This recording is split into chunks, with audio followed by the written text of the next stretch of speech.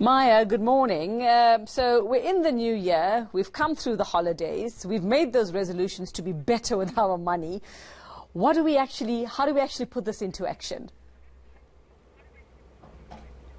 You know, one of the challenges is that we're very good at committing ourselves to the future, but we're not so good when we're in the present. So say, for example, the future means going to exercise more, eat less, drink less, save more, have less debt.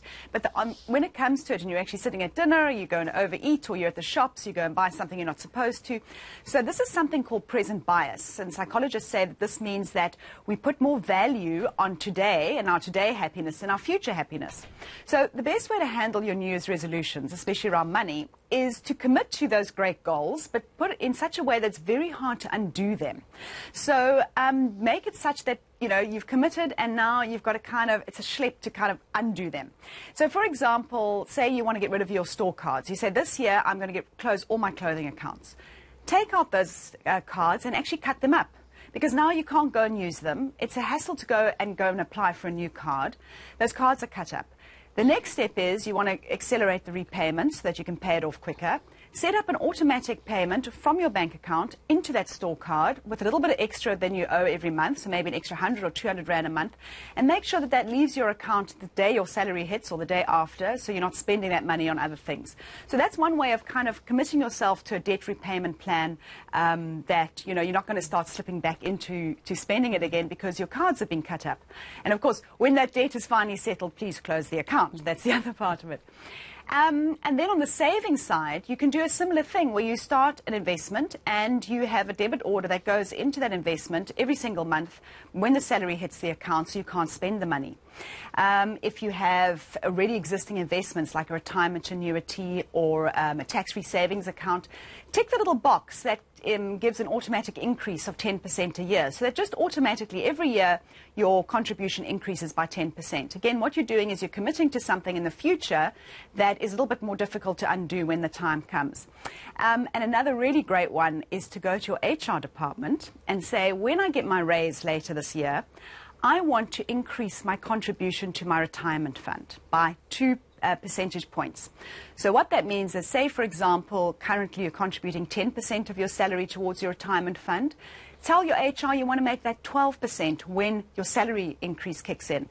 Because your salary increase may be around 6%, but 2 percentage points you're going to now put into your retirement savings. So you're going to still have a little bit more extra every month, but you have committed some of that to savings. So those are kind of the way you've got to sort of almost fool yourself into that better you know, being that, you know, keeping that discipline throughout the year. Otherwise, by February, it all goes a bit pear-shaped. And what about, Maya, sort of looking back on certain bad habits that may have formed, and what would you deem a bad habit financially? I mean, as we head into the new year, as we start this new year, what are the things that we should try and make some notes on as to what are our bad spending habits, or what would this mean, and how do we actually tackle those and make sure we don't do the same thing this year?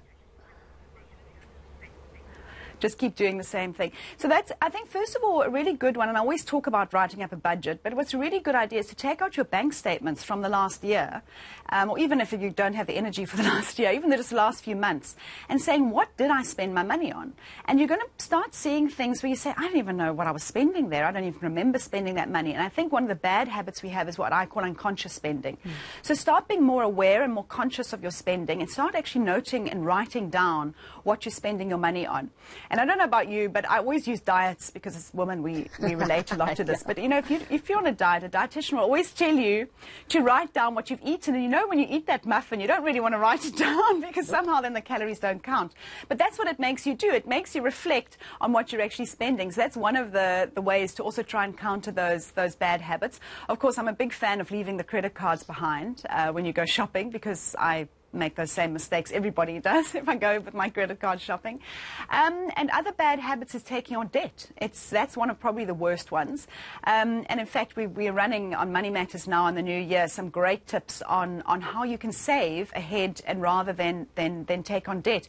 That's another one. People get to a point and they haven't planned, and suddenly it's like, oh gosh, I need to pay the kids' school fees, or I've got this expense, and instead of saving towards it, you suddenly go and take on debt. So that, I would say, planning is one way of breaking bad habits, and the other is recording what you're spending. And what about sort of getting some things just out of the way as we start the new year? For example, you mentioned kids in school. I mean, some schools say, listen, you'll get a discount if you pay so much up front, or you pay for the first 6 months. Would you advise that? Well, it depends if you've got the money or not. So, if you have it, so assuming you have it, yes. You know, some people you can actually commit your... If you have it, let's assume you have it, and actually those discounts can work out really, really well.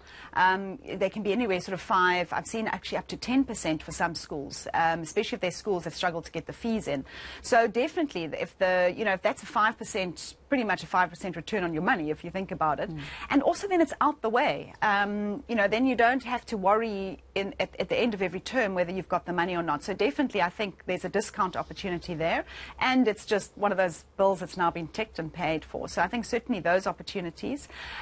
Also, if you have any sort of long-term contracts, some insurance policies allow you to pay up front, that you could do that kind of thing. I think the more of the things that you can kind of take off your monthly expenses and know that they're paid for and committed for can be a very good strategy. But again, only if you actually have the money to do so. If you take borrowing money, then there's really no point at all. Okay, thanks very much for that, Maya Fisher-French there. Just with that sage advice as you start 2019, make sure it's on a healthy financial note.